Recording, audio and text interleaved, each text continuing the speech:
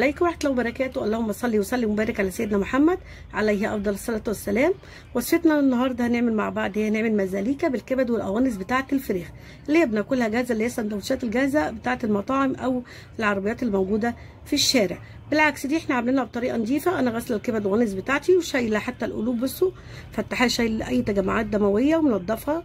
القوانص شايلة اي حاجة ممكن تديني زفارة منضفاها. وشايفين لون الكبدة بتاعتنا طازه وردي، بسم الله ما شاء الله ازاي جميله، غسلاها ومصفياها. هنعمل مع بعض ايه؟ اول خطوه بقى محضره كده ميه مغليه، هنزل بيها دي معلقه سكر وعصره ليمونيه عشان الزفاره يا جماعه بتاعت الكبده اهي كده، او ليمونيه كبيره حطوا نصها. وهننزل بالكبد والقوانص بتاعتنا كده، هننزل بالكبد والقوانص بتاعتنا كلها في قلب بعضها بسم الله ما شاء الله. وهسيبها تغلي 5 دقايق بالظبط يا جماعه، 5 دقايق، انا مش عايزاها تستوي، 5 دقايق بالظبط. بصوا بقى يا جماعه ده شكلها بعد 5 دقايق بالظبط. انا هاخدها يا جماعه احطها في مصفى واشطفها خالص، مش عايزه يبقى فيها اي زفاره خالص. شطفت الكبده يا جماعه بتاعتنا والقوانص. هنعمل ايه؟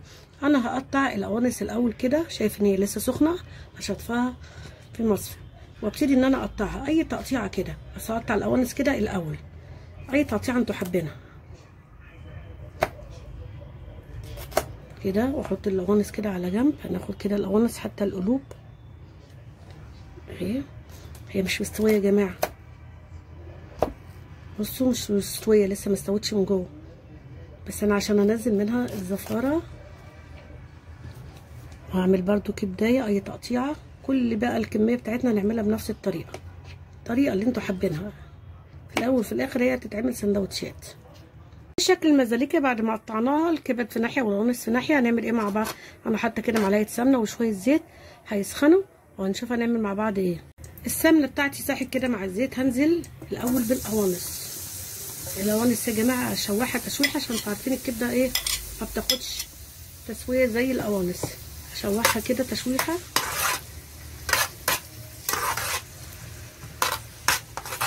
شوحت القوانص بتاعتنا كده تشويحتين. هنزل بيه ايه؟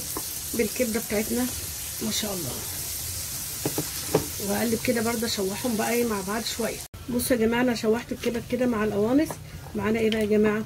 دي بصلايه كده، بصلايه، كميه البصل هي بصلايه كبيره، عايزين تزودوا تقللوا براحتكم، هي بصلايه.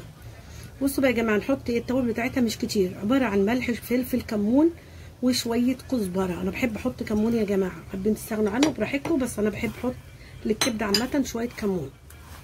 نقلب كده نشوح البصلايه مع بعض كده مع الكبده. شوحنا المزاليكا بتاعتنا كده مع البصل. انا هعمل كده واروح نازله دول وحدتين طماطم متقطعين قطع صغيره، عايزاه اشوحهم يطروا كده وهما في النص.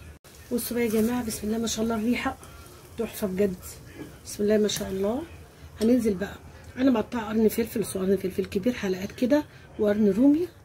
انا عايزاهم ايه كده احطهم عليهم ونقلبهم مع بعض. احنا قلبنا الفلفل، شميت ريحته بسم الله ما شاء الله. طيب في ايه هنحطه مع بعض؟ بصوا يا جماعه دي معلقه توم وهريسه شطه، هنحطهم كده في النص واشوحهم عشان ريحه التوم. بصوا ما شاء الله انا شميت ريحه التوم كده، شوحته مع المزاليكا بتاعتنا. هاجي هاخد كده معلقتين ميه كده، مش اكتر من كده، اقلبها عشان اللي هو الصوص البني اللي هو تحت ده اللي مكان التحمير ياخد لونه ايه المزاليكا بتاعتنا. بس كده هقلبه او كده خلاص. هروح جايه مغطيه بقى واسيبه بصي دقيقتين. ده الشكل النهائي للمزاليكا بتاعتنا، اكله حلوه وشهيه وسريعه. جنبها طبعا اللفت وجزر مخلل بيتي يا جماعه، حتى بصوا اللفت مع العروش بتاعته وجزر بيتي. بصوا اكله بصراحه فظيعه. تعملوها بقى سندوتشات، تعملوها جنب بطاطس ومكرونه. انا عاملاها جنب بطاطس وتاكلوها تحفه. عايزه اوريكم بس يعني ايه الحلاوه والطعامه. بصوا الجمال، بصوا فيه والريحه مش قادره اقول لكم عامله ازاي. بصوا كده حاجه كده فاخر من الاخر زي ما انا قلت لكم. بصوا يا سلام على شويه بقى لفت كده وجزر تاني كده اهي ما شاء الله.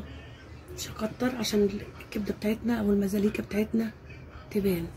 بصوا يا جماعه، بصوا حاجه كده خطيره. جربوا طريقه المزاليكا بتاعتنا، طريقه العربيات او المطاعم، حاجه كده فاخر من اخر. وان شاء الله اللي اتفرج على الفيديو بتاعنا هيعجبكم. تعملوا لايك واشترك في القناه وفعل الجرس عشان يوصل لكل جديد.